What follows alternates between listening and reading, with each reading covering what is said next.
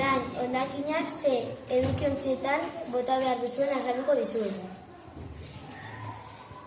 Hemen olioa, hemen plastikoa, metala eta tetabrik. Hemen organikoa, hemen papela eta kartoia.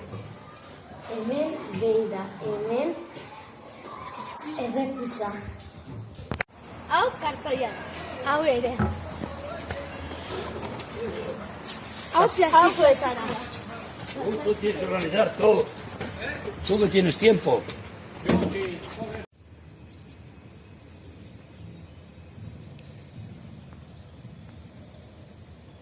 Industrialdietan badauz enpresa asko, eta enpresa horiek sortzen dute hondaki ugari, etxetan mai asko gehiago. Orduan gu behi zerbitzu ematen digu beraiei, eta jasotzen da hiri hondakinak, errefusia izango zana, papera eta kartoia, egurra eta hondakin organikoa.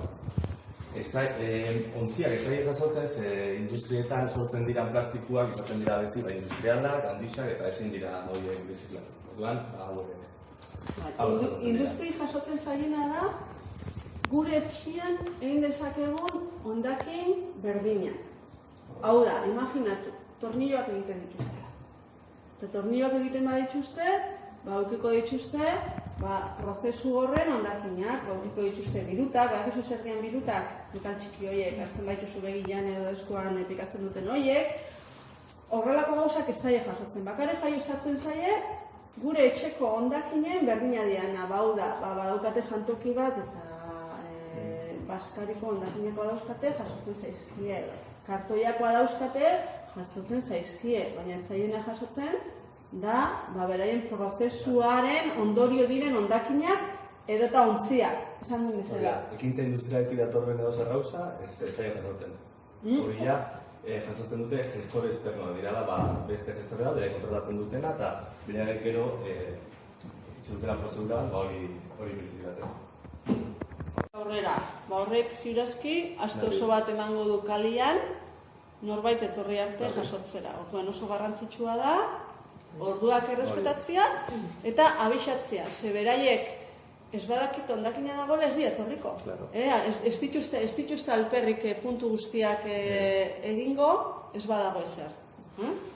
Gero, normalen pasatzen bagara eta ikusten dugu, da jasotzen da, baina bakorriago pasatzen gara abisua dauzen tokietan. Orduan, garrantzitsua abixatzea.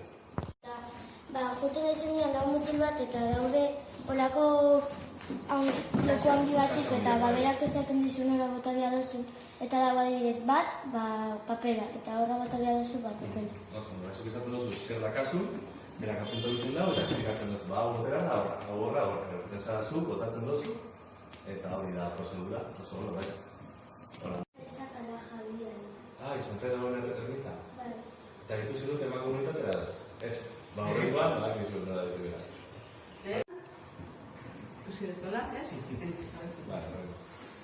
Herri eskoren gogoian daude lau txakur jabe bilketa gabe. Beti, zeudean lagun bat, beti jute, soldatzen zitzaigun janaria jaten zuten beraiek ematen beruen jateko. Hori nun? Herri eskolera gogoian. Herri eskola gainean? Bai. Eta hau indikan hor daude? Ez dakiz, ez ditut zopatzen horrein.